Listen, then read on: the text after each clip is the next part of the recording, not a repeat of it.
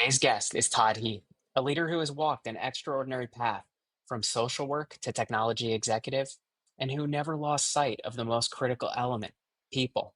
With a background in strategic leadership, high performing teams, and transformational change management, Todd shares hard won insights on what it truly means to lead, not by authority, but by influence, empathy, and trust. In today's episode, we dive into the difference between leadership and management, the vital shift from doing to empowering, and how AI will reshape the workforce by automating tasks while making human connection even more valuable. Get ready for a conversation that challenges old models and paints a compelling picture of the future of work.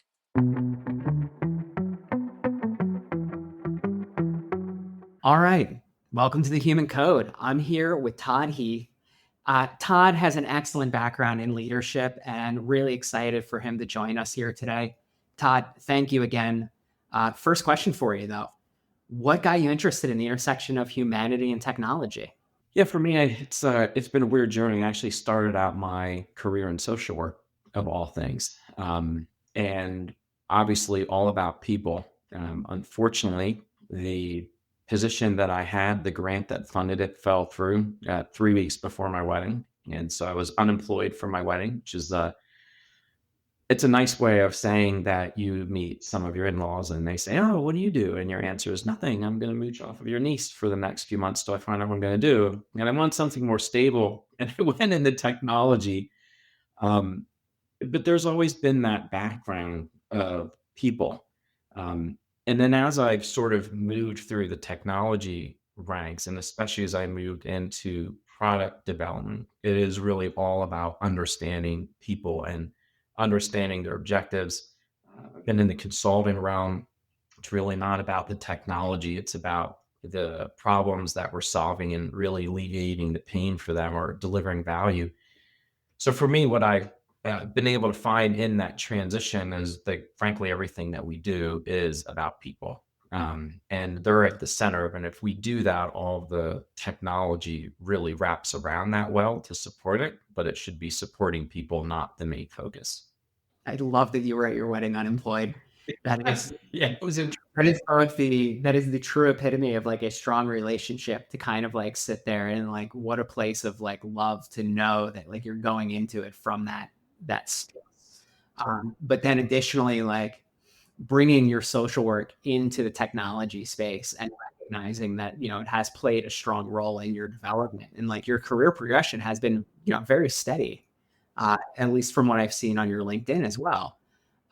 What are some of the qualities of leadership that you've developed over the years? I think some of the biggest qualities are really around the fact that as a leader, you hear things like servant leadership, which is great. It's a nice little buzzword. But the higher you go in leadership, what I've found is that the less people actually care about what you do. You start getting rated and evaluated only off of the results. Um, but you're not, the more people you have under the more you're not actually directly contributing to those results. So suddenly now to get the results that you're going to be rated against, that you're going to be weighted, that your success is dependent on, it depends almost entirely on other people. And so really being in that position of making sure that they have what they need to be successful, um, that they have a good environment to be able to do that in. That for me has been that journey around leadership to move from what I'm doing, what I'm focused on, what I think we should do, even when those things are right, to empowering other people to achieve results. Because by and large, like people want to do the right thing. They want to be successful. They want to contribute. When they don't, we have easy ways of solving that. It's, you just exit them. But that's the 1%. I would say it's not even 1%. Most times people want to do the right thing. And if you just give them context and help them, they will go ahead and do that. Um, but that's harder than just barking orders to people and expecting them to follow it. And I find that I've had to learn how to do that over my career and do that well, because it doesn't always come naturally. especially when you first start out in those leadership roles, because a lot of times we move into leadership from having been successful as an individual. But what makes you successful as an individual and being able to stay on top of things is not what makes you successful when you're leading other people. And so if you rely on those same tools, you tend to irritate the people around you. And you have to get a different paradigm and mindset to really be successful. So that's been that biggest journey over the course of my career, is really getting into that mindset to realize it's not about me. It's really about them. And then really digging into focusing on the people around me and how do I make them successful. And ultimately, that is what has led to that career growth. That's what's led to the results that people see. But the thing that I'm excited about, going back to that intersection of people and technology, it's the thing that's been valuable to people around me, and that has been meaningful to them. Um, and that's why I wanted to be in a leadership role in terms of leading people and teams. Is that ability to impact people's lives positively while we're trying to accomplish something that is meaningful as well. And that's been pretty exciting. It's interesting. I've talked to a number of leaders that both here and also in other spaces, and that's one of those things that seems to come across consistently is like the care for the people that they are leading, because it is a loyalty is a two-way street in that regard. And so, like, if you are loyal to them and their growth and their development and their experience and what they want to see as their vision, that comes back in spades for everybody else as well. Yeah, I had for a period of time, I about 9 years, I was teaching classes at Penn State, and one of those classes I was teaching in the continuing ed department, and I taught emerging leadership and professional development course. And so companies would send their emerging leaders or their new leaders to it. And it was really amazing to me as they got in there over and over again. Three-quarters of the classroom was struggling with getting people to do things. They were struggling with, all these things. And yet when I asked them how they were, like, oh, I'm great. Like, it's the team around me that's the problem. Uh, and I would introduce them to these studies that came out, which basically said, hey, as a leader, if you think you're a good communicator, you may rate yourself at a 10, people around you rate you at an 8. You think you're encouraging, you're like, oh, I give myself an 8, and they give you a 6 or a 5. And every single dynamic of leadership, we rated ourselves higher, and the people around us rated us lower. And we've wrapped this persona around us as leaders of our intentions, and yet everybody's different, and people rate us off of how it feels. And yeah, that's been a real learning point and challenge for me. Is yeah, you get people around you, and all of a sudden your intentions don't matter as much, and if you aren't really intrinsically focused on them, and you aren't asking them questions, and you aren't dealing from the aspect of relationship and caring from them, that gap is always going to come further. And you'll just tell yourself you're doing an amazing job and wonder why the people around you are frustrated. And what I have found is even the leaders around me, or the leaders I have to develop, it oftentimes starts out with they conversations. Like, they don't know what they're doing. They're getting in the way. They're slowing things down. They're a bunch of idiots. And by and large, that ends up being misplaced frustration, because the issue is us. Like, it's me saying I have these intentions and I see a path, and those might absolutely be true, but focusing on those as if leadership is bound up in those, rather than focusing on people and what they need. And when that happens, really chaos follows, and you end up slowing down. As you were talking, I kept on coming back to this question of like the differences between leadership and management. And like you're talking about, but let's put a stake in that for a second, because I do want to come up on some of the things that you said in the last piece was leaders or new leaders tend to have a very kind of like me and them kind of approach uh, to it. And at that same time, like when you're struggling with it, they're placing the emphasis on the outside of either how they're receiving it. And I can tell you from my experience as well, I had a director on my team who I think she had eight direct reports. And during the time when it came for evaluation, she reported them all as underperforming. And I had to ask her, I was like, well, what does that make you? And it's, like it's one of those things like, hey, is there a disconnect? Is the team like, how do you go about it? But at the same time, it is that when you see new leaders in positions, it can lead to that sort of like track of putting an emphasis on the outside.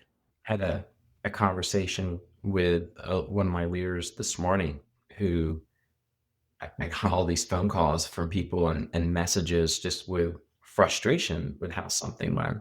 And I reached out to the person and said, well, how do you think the calls have been going that you've been on? And it was the same thing. And I was like, man, they've been really frustrating. I don't know what to do. People aren't coming along. And so we should probably have a conversation around that. And the questions that I ask for things like, well, do you know why they're resistant? Do you know what the frustration is? Do you understand their perspective, the emotions that they're having? And everybody tries to answer that. And then I'll ask the question, can you go put it in the words that they're going to use when I ask them that question? And then people fumble. And I said, look, I will go check you. I'm going to ask the same question that I asked you. Is it going to match? Is it going to be the same verbiage and the same words? Can you spit that back? And inevitably, the question 9 times out of 10 is no. And then I say, well, then you actually don't know them and you haven't listened to them enough because you don't understand them. No wonder there's a gap. I mean, if this is a person who does not want to work with you, they either don't want to work or you're the issue. And if they don't want to work, it's going to show up in a lot of areas of their life. It's not just show up in that situation. Um, yeah, I see it all over the place. And new leaders come into this environment where the tools that they use to be successful for aren't successful. They're in this incredibly uncomfortable space of trying to figure that out. Um, and what they do is they rely on themselves. Like, I'm in this role, I have to rely on me. And they would just be much better to slow down and take a position of humility and say, hey, team, hey, people around me, can you help me come along? And almost 100% of the time, they will. And they'll forgive mistakes. Um, but it does take someone requiring them to have that humility to say, hey, leadership is not about me and my position and being above people. It's about me being able to support people. And in order to be able to do that, I have to ask and I have to be willing to just be one of the team. And the farther that gap is, again, we just see problems all over with that. 100%. All right. So I do want to ask you the question of how you see the difference between leadership and management. Yeah, management is getting things done. It's organizing people to be efficient, to have quality results, and it's all about the tasks. Um, but leadership comes certainly with vision, and that can be your own vision, like depending on the situation, like and where you may be at in an organization or what situation you're in. Um, but all of a sudden, leadership is about not getting things done, but helping people to feel the same way or see the same way or approach things. Um, I always use the example of Martin Luther King, and I usually ask people a very specific question. I'll say, what did Martin Luther King do in the civil rights movement? And they'll give me a bunch of garbage answers. And I go, no, no. The answer to that question is very little.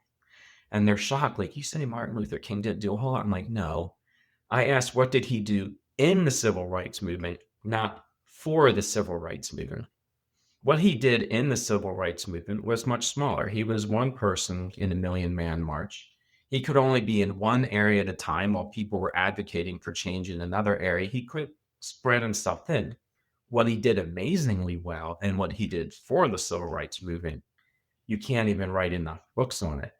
But what he did was he mobilized people to see things the same way, to feel about them the same way, to feel like there's a problem here. We have to do something about it, and to just go off and do it.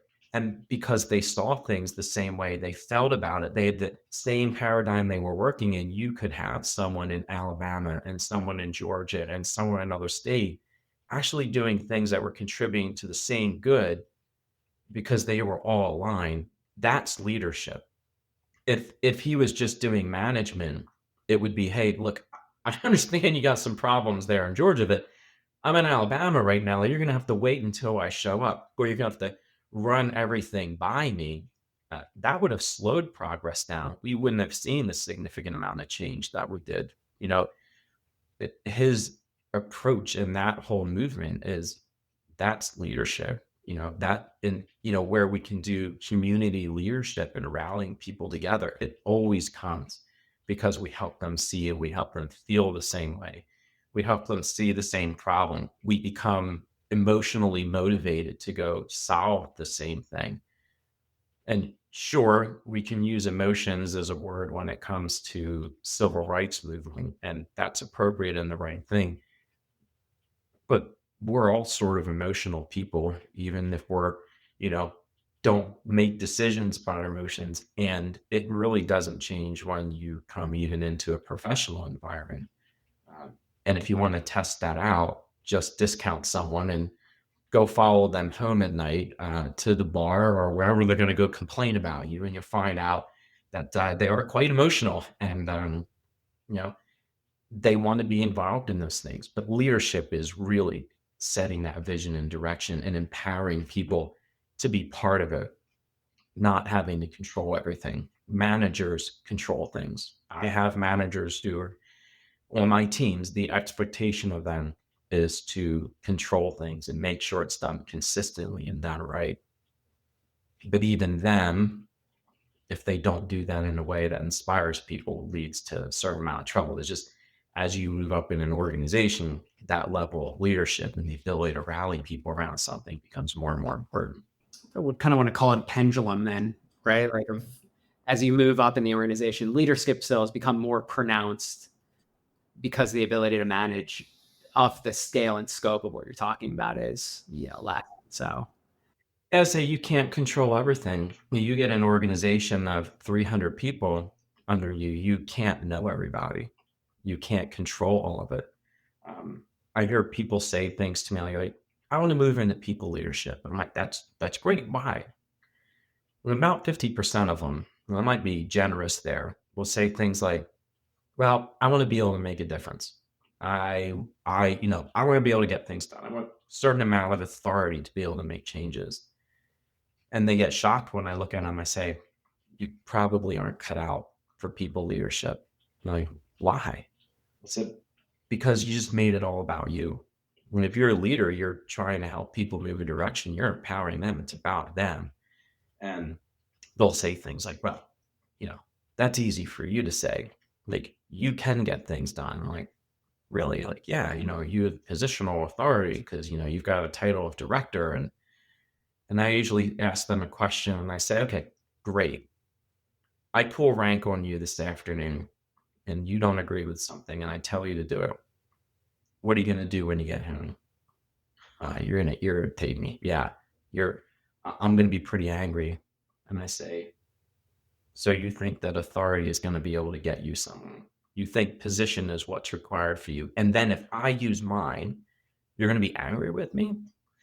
And the higher you go up in an organization, the more you're dealing with other people who have had that same level of success. They've done the things that you've done. And now you're going to go tell your peers who you're responsible for leading an organization or business with how to do things. It doesn't work well. The level of influence and level of inspiration goes up dramatically as you move up in an organization. And despite everybody seeing it as a hierarchy, your level of power and being able to use that actually goes down. And people become more frustrated by that. You have less permission to use it. It's an interesting dynamic that, it's upside down from what people think of until you're in the role and you're faced with what's required to be successful. How does your leadership philosophy hold out for like decision making, or how does it influence that in the organization as well? It's putting people in a ring. I'm in a position right now where I've switched roles from more of a product management, business development role to managing project management excellence of all things. The challenge that I liked in there is there are 300 project managers and 23 managers. And then, that level goes up. And then there's all the people in the organization who have to move along. And we've got to get everybody sitting in the same room. And things have been just moving apart steadily before I joined the team. And I go in there and I say, well, we can all operate together. And I had two senior vice presidents in my intro call say, good luck, but you must be successful. And I was like, well, that's an interesting combination. And we can, but I've gone around to those 23 leaders and I've been meeting with them. And I've had one message. You have a lot of insights. You're doing the work. You're passionate about it, or you wouldn't be doing the job. And so we're going to go sit in a room together. 23 leaders are going to sit in one room together and one call. And we're going to do it every single month. And we're going to listen to one another and we're going to work together on it. I told some people on my team we were going to do that. And they're like, you're never going to get anything done. I go talk to the people who are actually going to do it. And 100% of them said, I am so thankful. I'm so glad that things are going to change. I'm really looking forward to it. I feel hope for the first time. I had someone reach out to me in my first email that I sent. And, it was positive email. Like, you're a new leader. You're supposed to send things out. Here's where we're going to go. Her response back to me said, I've been hearing that same thing for 10 years. I'm frankly tired of hearing it. Good luck. Like, huh, well, that's a challenge. So I called her and I said, well, that deserves a meeting. And by the end of that meeting, having that conversation that says, well, you're experiencing that because we're not having conversations together. We've lost the human part of connection to do things is the problem. We're going to sit in a room. By the end of that, she says, for the first time in a decade, I feel hopeful. And yeah, that's a massive win. But again, it comes because we focus on people. We don't focus on the task and results. And we have big results that we have to achieve. We have big changes we need to make. There's a lot of frustration. Focusing on those changes is never going to get it. Focusing on the people, getting them to have relationships and trust one another, creating a safe space to say, hey, what we're doing clearly isn't working. So we're just going to do something different. And I had a conversation with one of the people reporting to me who just thought, well, we've got to do it perfect. And I said that just your goal by the end of next week, I want you to go mess something up. I want you to go do this and simply make a mistake. Comes back, it was actually pretty good. And I said, what was the moral of the story? The moral of the story is go take action, create a safe space where you and other people can go try something and fail. And when we do that, we'll build trust and confidence. People will participate more and we'll get some pretty exceptional results. Don't focus on people. We aren't going to get them. I love that. You're giving a lot of great insights here as far as like what leadership is and how you can execute upon it. It is really like finding the space where you can open doors of communication, where you can allow a space for change, where you can create that safe space of like, hey, we're going to fuck this up. And at the same time, we're going to learn from it. And then we're going to come back and we're going to do it better. And so allowing those, virtues to come through can be really helpful. Now, how do you see, the advancements of AI coming into your organization or into like how leadership is expressed? Yeah, I love it. I obviously leadership is a people thing. I mean, that's probably come through loud and clear. But we spend a lot of time in any organization focusing on tasks and focusing on repetitive things. It's not what moves an organization forward. Me writing an email, making meeting minutes, deciphering things that have come out of journals or articles, or like, that doesn't necessarily move a business forward. You can have amazing knowledge. You can have the best dashboards and reports in the world. It can be just amazing. If people aren't rallied around those, you get nowhere. So the more that you can alleviate all of that manual work, all that effort, and free it up to say, look, we're freeing this time up, free to do things that are a lot more meaningful for relationships, for us to work together, that's invaluable. You free up just a measly 10% of time, just small amount per week, and you set the expectation that that time is going to be used in a specific way, and it's going to be used in terms of relationships. Like, this is not your extra free time to do whatever. We're going to replace it with this. You get pretty dramatic results around it. And what I love about AI is it actually can help deliver that. And certainly it can help you get better results. Before the podcast, you and I were talking about, someone on my team who what they do to the English language is a crime. And I'm just like, look, just put it in there and have it spit it back. It'll be much better. It will help with that. But to me, the biggest area is like we can just automate things that are not important. They're not valuable, to free it up for other things. Or also the fact that people are expensive if you have to pay them. And I don't enjoy paying highly paid people who are professionals a lot of money to do things they don't have to do. It's just a waste of money and a waste of resources. And AI, it is starting to solve a lot of that, and it has the potential to do a tremendous amount to solve that. So while a lot of people are questioning what AI is going to do, or is it going to deliver what it promised, or some people are nervous and scared about it, I'm pretty excited and hopeful about it, because I think it actually is the path to sort of the next level of growth that we're going to have, powered by people and relationships, rather than just tasks. And what are you going to do when you're no longer focused on all these remedial tasks that today so many people pride themselves on? Like, wow, I'm a great this, and it's like, but AI can do that. I can do this amazing. Yeah, AI can do that. You're going to have to pride yourself on something else, and those things you're going to have to pride yourself on, I think, are much more valuable. And so AI delivers promise, but it's going to force change that I think will be really exciting.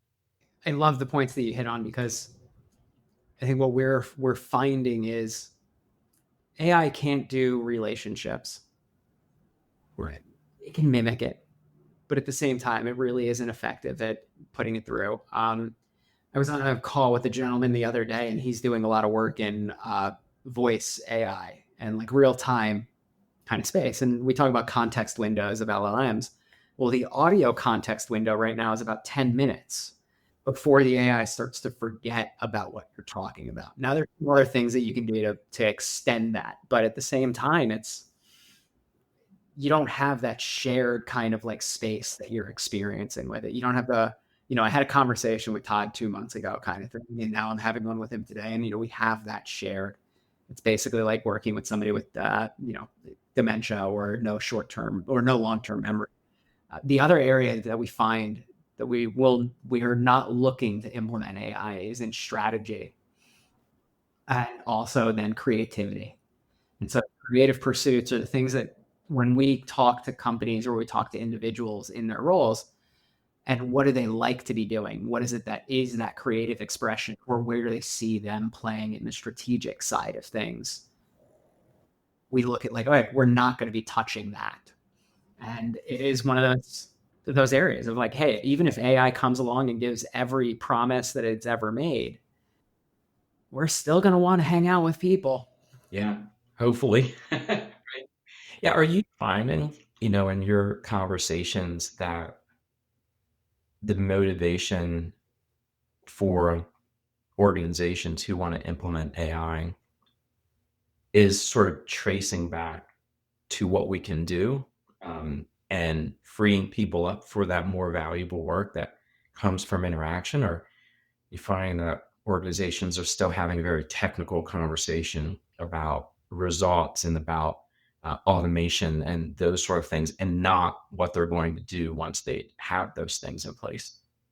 And I've seen this with a number of change management projects through like the years, right? Like the dictate comes down from executives of like, here's what we're doing and here's the results that it's going to produce. And then even in the financial models, you see that like headcount reduction is part of it. But then when you get to operations and you actually go and implement what you're doing, operations has a list of like 3 different roles that this person could be doing once they're done, and they move them into those roles. So I've been fortunate that I've never been part of a change management project, even with like Fortune 50 companies, that has resulted in, headcount reduction. What we're seeing with AI is somewhat similar, where they want their people, and also we are targeting relationship businesses. So we're targeting financial services firms, we're targeting insurance companies. Like we're looking for these places where the relationship is important. So they're trying to identify like, how can we get our people so that they can serve our customers better, have less overhead, and automate away the things that keep them away from working with the client, and allow them to focus on the strategy and that relationship side of it. Yeah. See, that's more exciting. Exactly. And that's why I wanted to go after those customers. Because it was like, you know what, if I'm going to implement AI, and we are, right? That's the main purpose of why people come to us today, is for that enablement. We want to work with people who are actually focused on that relationship.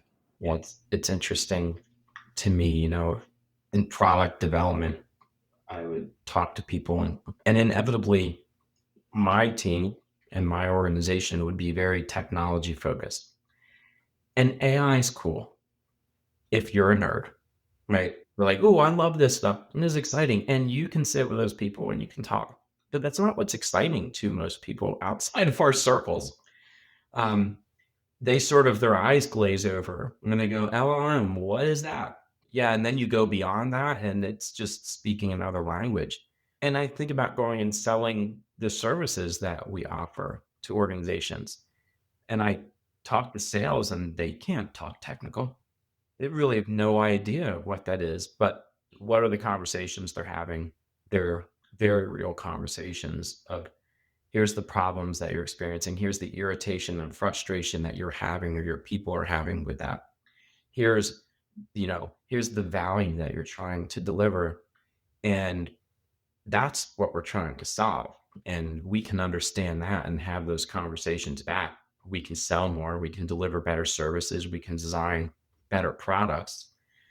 But it does take that understanding. And that to me is the exciting thing that you talk about, organizations like that who are going after relationships with people and serving the customer, and it comes out in real ways. That's what technology can facilitate. It's just oftentimes we like technology in our circles and we just get wrapped up in that and we're extremely knowledgeable about it.